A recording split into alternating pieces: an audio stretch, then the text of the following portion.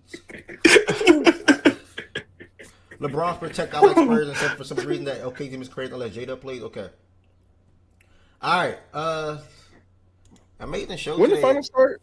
Man, Wes, what's up? Because I'm trying to plan my afternoon, evening around this now, gang. I'm looking forward to that music talks with you and Jay Will, gang. What y'all looking like? 6, 7, what? I had to ask Jay Will. He didn't respond. Wait, Jay Will back in town? What happened? There's some music He space just going doing on with doing Jay Will music. today. Oh shit! I bet he ranked Iceman a 4 out of 10. You already know him, Bruh. Woo!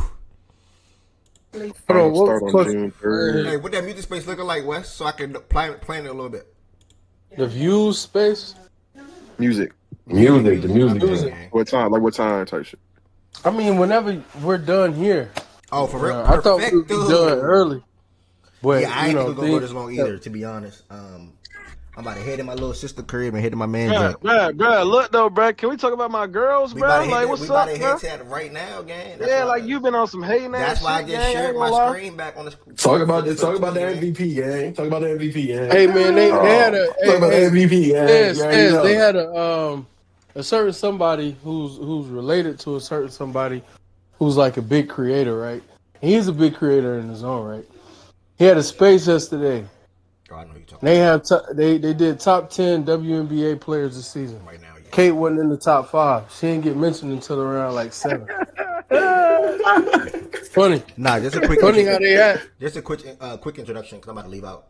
But I did want to. I was about to circle to the WNBA real quick. I'm gonna just start my team. Liberty, obviously CC and Sabrina. Which one? My fandom stands from Sabrina and CC. So if I'm not rooting for the Liberty, I'm rooting for the Fever. Luckily, well, unfortunately, but well, You just start being a 2-teamer like you, gang. No funny. on my soul, y'all. On my soul. When I met Goods and we started talking about the WNBA, not when I met him, but when we talked about the WNBA inside this platform 3 years ago, he told me he was a Liberty fan on my soul. On my soul, he said he was a Liberty fan. Even 2 years ago. And now he want to be a Fever fan. Like, nigga, you from New York and cut out. And guess what? How you from New York and cut out a New York team? That don't even make no sense. Guess what? And guess what? I said I was a Liberty. I said I was a Liberty fan. I ain't gonna lie, came to dude. the I W, wish nigga. Lake Charles had as many teams in New York. Like, that don't make no sense. How you from New York? I wish we had as many teams in New York, nigga. That makes no God sense. damn. Bro, Byron, you the last nigga I wouldn't even hear about regarding this, nigga. Bro, I'm saying, bro, I I wouldn't wish even my want to little hear city your had as mouth many right now, teams in man. New York.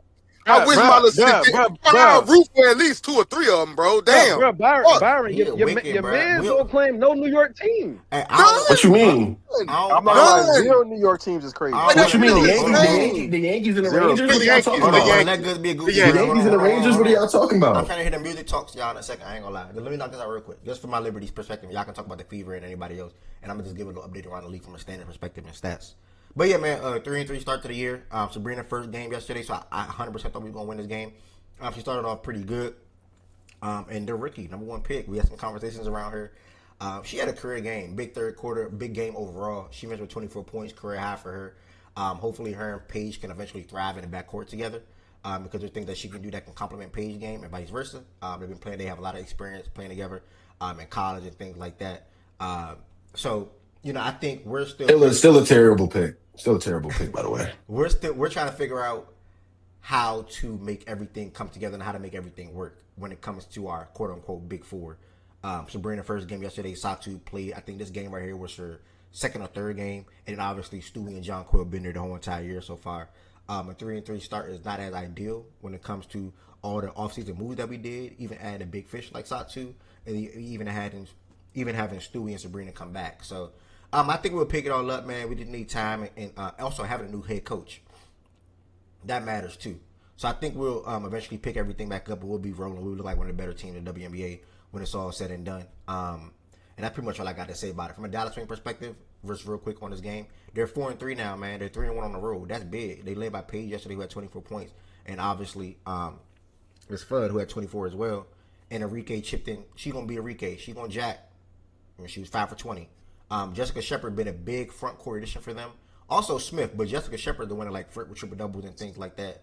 She was big for them, and she was big for the Lynx. I'm sorry, last year, especially when Fee was out. So I think them adding Jessica and Miss Smith, why they went against Lauren Betts, for me it would have been Olivia or Lauren Betts. Quick shout out to Olivia Miles. Her and CC are like the first players in WNBA history to average 15, 5, and 5, like across like their first 6-7 games or something like that. So hopefully she can maintain that for the rest of this season. Special guard, special player, and will be for Minnesota for a long time.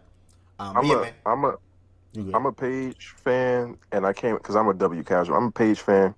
Came into the season wanting to get more tapped into the W. I was so ready, bro. I promise you, I was so ready. They made that fucking pick. It turned me all the way off. So now I'm gonna try to get my mind back right because I've been a Paige fan since like high school. That's the only. She's the person who even like piqued my interest in women's basketball. Period at all. Yeah. So and even still, I was still casual, but she's the only. So I've been a Paige fan, following Paige since high school. So I'm gonna try to get back in to W talks with the Wings now. But the pick just threw me off, bro. I had to like I had to reset a little bit because I know enough about women's college to where it's like it didn't make no fucking sense. She specializes in, and she has a career game yesterday, so I don't want to like bash her like that. But she specializes in her 3-point shot and her defense. Like she had 5 stocks yesterday, knocked down 6 threes. But she's not a point guard.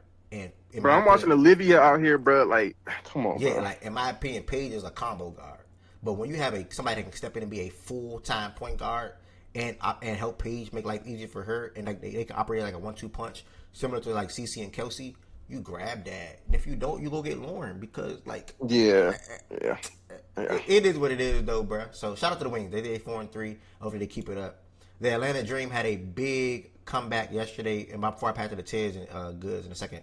The Atlanta Dream had a big comeback win over the Phoenix Mercury yesterday. I outscored them 23 in the fourth quarter. They are now also 4-1 on the not also, but they are also 4-1 on. I said it again. They are now 4-1 on the season. Angel Reese, 17 points, 10 boards, 5 stocks. I'm one of the ones that bash her field goal percentages too. I'm one of the ones that bash her not being able to finish with her right hand. I'm one of the ones that bash her for throwing the ball up at the rim and da. But nobody can take away her energy, her effort, her willingness to rebound, and her greatness, in my opinion, on the defensive side of the ball. Can't nobody take that away.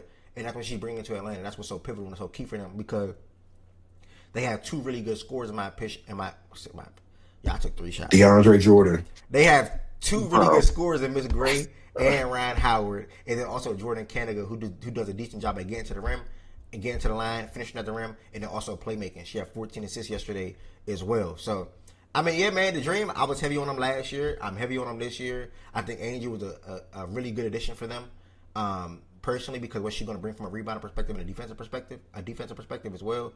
And she obviously needs to knock down more free throws. 5 out of 10 is a little nasty, but 17, 10, and 5 stocks is rather impressive. I don't care about the 6 for 16, because scoring is on Alicia and Ryan. So, yeah, man, it was a good win for them yesterday. A good comeback win for them. Bro, you can't get that off, bro. When her misses are layups, bro. Bro, they all look at win, bro. Okay. She's 6 for 16 at the rim, yeah. So what y'all hey, look, it's growth. Okay. Man, it's still growth. Bro. It's still growth. This trolls, bro. What y'all want me to say? This trolls, bro. We all know that, bro. though. Now, what about the other side of the ball? Why would y'all ignore the other side of the ball? I'm not an Angel fan, by the way, but why do y'all do that? Why y'all ignore the other side of the ball? I told you already, DeAndre Jordan. All right, that was a really good play in his bro. We never said she wasn't a good defender, bro. Yeah, man. She impacts the game, gang. That's what matters the most. She impacts the game every single night. She impacts the game every night, damn near. Bro, she going 5 for 20s on layups, bro. Like I don't care. She impacted the game, gang. All right, bro. She made the game. She made the game saving play yesterday, and she had the game saving block against the Wings. I think it was game saving play, bro. She had a game, and so what? She still made the play. Links too. She'll make some game winning plays. I can't. Yeah, like live from behind the backboard, nigga. Come on, bro. Yeah, chance. You talking about? Like, come on, bro. Come on, bro. She doing the same thing Natasha Howard did for us, bro. No, she not. That's so disrespectful, bro. Bro, that's wild to say. That's wild. No, that's wild. Yeah, that's wild. Bro, you want to ask something? Wait. Who better, Natasha or Angel? I mean, I can say something real quick. Angel's clearly better than her. Can we talk hoops, bro? Yeah, like what are we doing, bro? I knew he wasn't that far away. We Philly was gonna come up here, rap. I was over here about to prep for the grill, man. I had to come up. I'm like Jay Will. You want to talk about everybody on the grill today? Okay. Everybody on the grill, but I can say something. Bro, I promise Justin is on the grill. I promise. Okay, good. I know you ain't doing shit tonight. Hey, good brother. We off them talks. We got a new prospect. We got to, you know what I mean, put her to bed and then get them talk done. You know who? You know who you talking about, Juju? Oh, don't. You said it, not me, brother. Oh yeah, nigga, that's the next one, nigga. That's the next one. Believe that, nigga. She the one that's about to have me locked in with this shit for real. For real. It should have been CC, but that's cool though. I ain't really mad at it. Nah, nigga. I'm a fan of Juju, nigga. I'm a fan, nigga. I'm here. Be a fan of CC too. Nah, nigga, this Braun next generation, nigga. I don't want to hear that shit. What's the fuck wrong with you, nigga? Juju the one. Next generation. Juju the one, bro. You like next generation Braun athlete, nigga. Hold on, you like next generation Braun athlete, and Ted's gonna be on that bullshit. You like Braun is GOAT, nigga. You like Luka Doncic. Yo, GOAT, nigga. You about to be your Luka Doncic. Nigga, Hey, good. You like Luka she carrying Doncic, the don't next you? generation for Oh growing wow. shoes, nigga. She Hey, carrying the Ev, next he a generation Luka for growing Doncic feet, fan. That nigga. nigga don't like his shoes He though. Fuck, nigga. You love supposed to be a Luca. fan. You about to be Love hating. That's Luca, why. but You don't supposed to love be a CC, fan, man. nigga. This shit weird. All The right, Yeah, this fuck? bro. shit weird. I'm I just don't fuck saying, how bro. Luka get a I'm, nigga. I I'm don't get just, I'm all in just for saying, real. bro. It's, What If it's, the you what it's, you comments get doing a is nigga, I'm it's all nasty, in. I flush bro. too don't give hot a though, full bro. guard. It's I nasty don't I what give you a can't full doing, guard, bro. nigga. I You can't like squat a on I that. big swear, Luka bro. fan, but you Don't don't let fuck the with comments CC. get All her, right, bro. Too Don't many let the niggas over comments there. get her, bro. That's all I'm saying. all Don't let right, the bro. comments get her, nigga. That's all I'm saying. But A Ted, you little bit, wrong, bro. nigga. If she gonna be your ops, you wrong, 3500 nigga. over there. You wrong. Who? Who? Gigi. Juju, Hey, bro. nigga. Hey, bro. Hey, bro. Look. I don't know if you ain't hit, bro. WNBA is different type of smoke there, gang. Bro, I So don't give a fuck, nigga. Bro, yo, all anybody time. step up, Hey, bro, anybody bro, step yo, up to the all plate, time we washing basketball them. goat, We nigga. washing them, nigga. Ron We is your washing them. all-time basketball We goat, nigga. off I don't hear page. that I ain't gonna lie. shit. I ain't gonna lie. We off page, gang. Like for real. We off her. We waiting on Whoa, Juju. whoa, whoa, whoa, wait, what? We off page, bro. Bron do love CC too, though, Byron, by the way. He do love CC. He do love CC. Yeah. He do love CC. To be But hold fair, he on, do Bray. love Go ahead, CC. though, Bray. Talk about He do the love. Atlanta He's real been better quick. most of their lives. Go ahead. I would say this could be a dream. They've been playing very well lately. I'm still concerned about how they've been coming back in games lately. Like, don't get me wrong, I'm happy we won, but I just wish, in terms of defensively, they wouldn't be in a stride. Not in a stride, but like they wouldn't be trying to come back so much and having Angel do all them game with it. They just get it together offensively. You know, Gray is doing good, Rhyme is doing good, but I can see why some people still have concerns defensively, even with them being the best in the league. Other than that, Angel is growing. I don't care what anybody say to me. She's growing offensively. I know the last game against the Aces and the not Minnesota, Dallas, everyone was kind of concerned. But I still do feel like for what the team is asking her to do, it's improvement. And it's not gonna just happen, Mariska, where she just starts making jump shots and all that. It's just gonna take time for her. Other than that, I do gotta see how we play against the Fever, the Aces again before I just say, oh yeah, they're stamped to just make a deep playoff run. Appreciate that, Bray. Appreciate that for sure. Last game before I pass to my brothers, real quick to talk about CC and the Fever and then anything else. Yeah, I'm gonna run through this game right here. We had a debut for a rookie yesterday. Right, you lied to me. Was that yesterday? Right, I thought you said she. What did he say? Did she? He said she played. Yes. Right, did she play? Sunday, 5/24. Who you talking about? Why did it say? My bad, Ryan. I clicked the wrong thing. My bad, Ryan. You didn't lie. I clicked the wrong game, Ryan. My bad. The Iowa fan, bro. To my Iowa fan. Yeah. My bad, Ryan. Oh yeah, she played yesterday. I clicked Friday, gang. I'm burned. Niggas, they taking shots at Detroit. Okay. Right. I was surprised, y'all. I thought the Misfits was gonna win this game first and foremost. Because I don't respect the Storm. I don't think they're Iowa. I don't think they're a good basketball team from a Seattle Storm perspective. I do think Flau'jae can hoop. I think that rookie that they got, her Iowa fam or whatever, she's good too. I think Dominique, I'm sorry, Miss Malunga, she's good too. Obviously, I don't think she played yet this season. But they got the win, man. They was led by Natisha Heidemann. She had 24 points. And the rookie had 10 points and 2 boards yesterday. Citron and Kiki had 16 and 13. Shakir had 12. Georgia, who didn't play last year, was a rookie for them. She had 13. Struggled from the field, though. The Mystics dropped to 2 and 3 on the season. A lot of people are high on the Mystics for what they can do and a lot of the assets that they have. Man, I don't care. No disrespect, but I'm not geeking on how to pronounce their name right now. I'm not going to remember. I appreciate y'all, though. So, yeah, that's the games from yesterday. Just Liberty, hopefully we pick it up. The Wings, keep going. The Dream, I'm high on y'all. Keep hooping. The Mercury, I don't like y'all. With all due respect, because I don't like Alyssa Thomas. I don't like Asia Wilson. Well, I don't dislike Asia Wilson. I don't like the Aces. I don't respect nobody that's Aces fans. Like, I view Aces fans like I view Patriots and Duke fans. And now Chiefs fans. Bruh, you chatting, bro. Nah, I don't like the Aces. You're chatting. I really view Aces like that, gang. Like, if you Aces fan, I don't respect you. Chatting, bro. If you a Duke fan, I don't So bandwagon, and also Alabama. I'm not gonna lie though, bro. It's some truth to that, bro. Yeah, growing up, everybody was Bama and Duke fans. I don't respect them. Nah, no, Look, though, Jordan. Nigga thought Kentucky fans. Look though, if you ask a person I that was don't watch start, the so sport, I can't speak on that. Nobody was Kentucky fans. Nobody was Kentucky fans pre John Wall. That's when I was a fan. That's when I became a fan.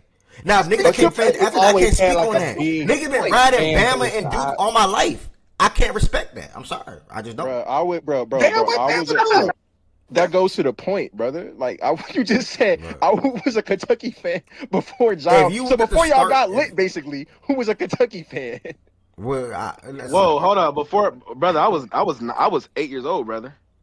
So was I, brother. I don't like 04, I Aces was a Duke fans, fan. gang. I do like Asia. I don't like Aces I fans. started like a Bama when I was young, so that's I'm not a bandwagon. Yeah, Bro, I was liking Duke when they was in. Niggas like Duke when they was in their flame out era. How do a brother. nigga in New York like Alabama college football? Like he ain't from the South. How does that work? You gotta ask that nigga. How that work though? Like how you from Brooklyn and like Alabama? Hey, a nigga in California say he like Duke. Okay. Nah, I'm not gonna lie. He is. I'm not gonna lie. He is. But Duke. But if it's one team, I give him that. But like combination, I don't like. Like with me, like you can say the same thing with me. Lakers. I was living in Georgia, nah. If I never lived in Georgia, I would never became a Georgia fan on me. It's different. I would never became a Georgia fan if I lived in Georgia. You don't have a team. Like that's the difference. You like we're talking about people. Duke, that's their team. Like Bama, that's their team. You don't have a team, so you can player. You know what I mean? You follow the player. Yeah, I'm player. Yeah, that's different. That's different, bro. I'm talking about from a casual. Don't know none about the fucking WNBA. Don't watch the sport. Now, one day you ask them, hey, bro, who you a fan or who you watch the most? Motherfucker say the Asics, bro. We not rocking with you, bro. Like respectfully, like come on. I don't respect Aces fans, gang. I ain't gonna lie. But again, like growing up, I didn't like Duke fans either. And I didn't like who's the other team I said? I didn't like Bama fans either. Stop policing fandom. I'm not. Nigga. People can like whoever they like. They can. We ain't like y'all. Nigga, y'all had Drake in the building, bro, but we the bandwagon team. Shout out to Drake. He was rocking with the guys. BBN, big shout out to Drake, bro. Bro, y'all had shout out to Drake, gang. Shout out to Drake. Yeah, I'm not really mad at them, Lily and Nana. But I don't respect them. Like, if you are a fan of the Aces right now, today, you are my op. It's just that simple. Like, that's how it go in the WNBA for me. I'm a Liberty fan, and I rock with CC. In order to be the best, you got to get through them. And I viewed them as the best until we won it all 2 years ago. I'm not going to lie, though, Tez. You right. That's why I said I want to tap in W for it. This shit seems like real smoke for real. Like, this shit seems like... It's not that I don't think they're a good team. I just highly respect them, so I don't respect them. I ain't gonna lie, Woods, you gonna be in for a tab on NBA Twitter. It's like W Twitter, bro. That shit 30 times different from NBA, bro. I promise yeah, y'all got smoked. Like, you can't fuck with Jokic and Shea at the same time. If you rock with that's what I'm trying to tell Shaggy, bro. Because Shaggy be trying to preach Asia and also CC. Like, nigga, how that work? Like, nigga, you CC or not, gang? Like, it don't go like that, gang. Like, you can't do that, bro. Like, we CC that's or why nothing. That's why I said I like CC for real too. Like, cause I was talking about CC before. As soon as Paige came in the league, you can't do CC and Paige though, gang. Like, nah, I'm letting. No. That's why I said. That's why I said you can't do that. You know, you can't. That's what I'm saying. That's why I said like you can't do that. I'll give you a hands up, bro. If you gonna lock in, you can't do CC and Paige. No, but Ev, that's what I'm saying. That's what I'm saying. When Paige came to the league, it's all that shit is done. Okay. It's Paige and only. I'm giving you a heads up. Now listen. Yeah, nah. I'm not like Tiz and Shaggy in them because like and Low, like in Goods whoever. Like my fandom with CC started 100% before them brothers, but I'm glad they all on the same boat. I'm glad we all on the same boat. But like we was on the same timing, bro. She cool. But when Juju hit the league, I'm not moving like them. Like, nigga, Juju tough. I've been rocking with Juju since Sierra. Like, Juju tough. I'm not gonna speak about Juju how they might speak about Nigga, she better than CC. Like, Juju not gonna be no op for me. Like, not at all. But Paige, nah, I ain't. Because niggas said, and I respect Paige, but niggas said they rather start their franchise with Paige over CC. Like, that made me mad. Like, you know what I'm saying? So get mad then, nigga. You know, like, nah. Hold on, how that make you mad though? The efficiency get mad, brother. CC better. See, this the thing about CC though. She cool. The playmaking is very A tier, S tier, whatever you want to call it. But she can't really get a bucket like that. Like them splits, bro. She gotta clean her efficiency up for me to really gas. You ain't even watching, bro. We can't even respect. I'm looking at the numbers, bro. Have you watched the game though? Like real shit. Have you watched the game? No, he hasn't, bro. I watched CC play. Tween the type nigga go on Twitter, see what everybody else saying, and agree with them without watching. Yeah, Tween. You can't look at the stats. I ain't gonna lie, Caleb been playing better. That could be true. That could be true. Like me, hold on. You think a nigga like me going to Twitter to nigga? I have film. Yes. For the W, absolutely. I'm analytics, bro. I'm analytics FC. This might be true. We out That could there be every true, but dollar. I will say this. I will say this, Tez. I will say this. I don't remember her playmaking being spoken of this You much go though, straight bro. to Like your y'all, algorithm and bring that shit in here, bro. y'all speak on Stop. her Look at playmaking a lot analytics. now, I'm getting gang. what the numbers say, nigga. I don't gotta go to Twitter. Fuck Like Twitter, what's going nigga. on Bro, with the you go scoring? straight to Like, your algorithm and bring that shit in here, bro. You Straight to slide the over to your efficiency. For You bro, timeline bro. and you bring that shit in here, True bro. shooting Byron, percentage, he nigga. think niggas don't see through that shit, Like, bro. come on, bro. Like, stop, bro. We know you like stop, bro. Stop. True shooting, bro. You want me to pull it up, nigga? I'll Bro, share my what screen he's right now. saying, he is Oh, that 20% voice true go for up what an Hey, he's what y'all octave. saying got to say though, about the bro. FIFA? Because What y'all they got to say about the FIFA real quick, though, playmaking gang? get crazy prop That now, voice went up an bro. octave. Yeah, I got Her playmaking get with crazy the prop now. fever, She I a think playmaking merchant now. That's okay. You know. we 4-2. CC starting out to a really good start. Kelsey on a really good start. We still got the same problems though, bruh, from the past couple years. We can't guard the ball, bruh. Like we're a bunch of blow-bys the whole team for real. But Raven was a hell of a pickup to me, bruh. I said it when we first got her. Fever fans weren't really too high on it because she couldn't shoot. But she brings something that we ain't had in a couple years, bro. And that's being able to guard the ball and not being a blow by and always having defenders come help, getting the foul trouble, things like that. Sophie and Lexi, they still shooting the ball at a good clip right now. Leah Boston, I mean, bro. I mean, this little stupid shit. I mean, bro, she don't even look at the goal, bro. Like, that shit's sad to watch. Rotation still, it got better past couple games. Like Dontas and shit like that, they ain't been playing. She been playing Raven. Raven been kind of like the first sub come off the bench with KK and Hines.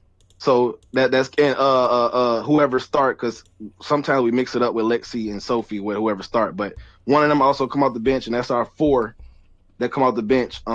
Which been really good. But I mean, it starts with the engine, bro. CC play good, Kelsey play good, AB get you what she give you. If she's aggressive on a certain type of night, everybody else just follow along, bro. You know what I mean? We scoring at a really good clip right now, bro. I wish the defense could get better, but I don't know how much better due to the personnel. So I got to speak reality on that. But other than that, though, bro, we look pretty good right now. Like I said, it's still early. We still got some shit to clean up. Steph White also got to be better. But like I said, the past 2 games, she finally coming to her fucking senses on who to play and who not. So that's good to watch. I hope it continues. But yeah, bro, CC, she gonna MVP, bro. Long as we have a good record, I got CC for MVP, bro. That's really what it is. Yeah, a lot of my brothers, including Ted, obviously, did predict her to win MVP this year. He just mentioned him off to a great start. Mentioned CC and Kelsey off to a great start. I mean, 24-9 through 5. That's impressive, bro. She's scoring more this year. She's more aggressive. Starting to see more of a little college CC, while also still playmaking. So that's a big plus for her. Because this is the level player that she is and who she's expected to be, in my opinion, throughout the league. There's only one problem with her game right now, and that's the 3-point shot. Like, it's just not falling at the rate that I want it to fall at. Like, that's it. Like, it's not falling at that rate. If that picks up, you will see that points per game maintain in the same ballpark or even rise to 26, probably 25, maybe even 26, because she'll be that aggressive, and then also she shoots that many threes. She's shooting 9 threes a game. It's low 30s right now. What is it? 30, I looked at it the 35, other day. 34, 35. Oh, yeah, right now. Yeah. So, should get up to 38. Yeah, get up just a little bit because you shoot so many. You know what I'm saying? And they beat 37, 38. 37-ish. You looking at 25 a game. Yeah. So, I mean, yeah, man, she's off to a great start, man. So we did shout out to the Fever. Excuse me. Also, shout out to the Aces. They're also 4-2. Kennedy Carter has been amazing for them off the bench, man. And obviously, Asia been Asia. Spoke on Olivia Miles earlier today. The Lynx are also 4-2. The Valkyries, they had a couple of big wins under their belt so far this season. That's one over the Liberty and one over the Mercury. That's 2 big teams. I mean, 2 good teams that they beat last season. They obviously added Gabby Williams. Still got Miss Burton there. Still got Kayla Thornton. Obviously added Tiffany Hayes as well. You saw her and CC going back and forth in their game last week. So I respect the Valkyries. They came into the league last year, and they'll be here for a long time. And they have a great fan base behind them already. You know, so shout out to them. And they're sitting at 3-2 so far this season. Spoke on the Dallas Wings. The Chicago Sky, only updates around them really. Rickea Jackson obviously out for the year. But they're still headlined with Skylar Diggins and Miss Cardoso. And they also got Azura Stevens to return yesterday as well. That was her debut. So was it yesterday or 2 days ago? I might mess that up, y'all. But either way, she's about to return, whether it was their last game or their next game. And she's a big acquisition for them this offseason as well, coming from the Sparks. Speaking of the Sparks, Kelsey Plum. I didn't even realize this, but she's playing great basketball. They're sitting at 3-3. Big win over the Aces for them the other day. Kelsey Plum had 38 freaking points against her former team or her former arena. I'm sorry. 38 points, 12 for 17, also with 9 assists. Miss Brink has 16 and 8. Hamby has 16 and 5. And they did this without NECA as well. Their other acquisition from Chicago, Scott Ariel Atkins, had 11 points. Did struggle from the field in this one, though. But Kelsey Plum, through 6 games, is averaging 27 freaking points. Hold on, I got to clap to that. Where's the clapping thing on here? There it is. Kelsey Plum. I love Kelsey, man. Hooper. She tough. She get buckets. She can shoot. She get buckets. She can play make. And she play tough and physical at her size, 5'8". And she play with muscle. Averaging 27 points and 6 assists through 6 games. That's super duper impressive for me. This is her second season in LA now, after departing from the Las Vegas Aces. So shout out to her. Hopefully she continues to thrive and lead the Sparks to the playoffs and even bigger things at the end of the day. What else is to shout out with the WNBA right now? I think I went going through everybody. Let me look at the standings one more time. The Sun are obviously going to move to Houston. They're sitting at 1-6. Not much to talk about. I'm not a fan of the Mercury, so I'm glad they're 2-5. I think the Misses will eventually pick it up. The Toronto Tempo and the Portland Fire, they actually played the other day, and the Portland Fire got the win over the Tempo. They're both new into this is their first year in the league. I think the Tempo is led by Sykes and Marina, while Fire is led by like Bridget and I can't remember. I think Toronto. I think Bridget and Kiki. I want to say I can't remember. Sorry, brain fart. Not Kiki, the other one. The other girl. I'm sorry. I apologize. The music space is live, by the way. He just put Great. It just went up. Yeah, it just went up. Right on time. So yes, y'all. Shout out to the WNBA, y'all. We got 2 games tonight. We got the Liberty versus the Portland Fire at 8 o'clock, and then we got the Sun versus the Rockeries at 10 o'clock. And the NBA perspective, I think the Knicks will sweep. Cavaliers, you had a good year. You had a good run. Full year with James Harden. Full off season. Give it one more shot. Break up the front court if you need to. Allen, not Mobley. And if you cannot or you don't want to, then look to upgrade at the 3 position because Dean Wade would not be the answer, and or Jalen Tyson from a starting perspective, trying to win a championship, in my opinion.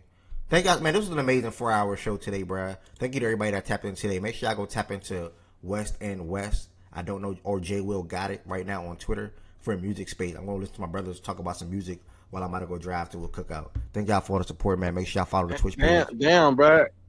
Ant-Man never gets swept, but okay. Thank y'all for tapping in today, y'all. Peace, blessings, and love, man. And I'll see y'all probably in the Discord tonight for this game if y'all pull up for the Knicks and Cavs.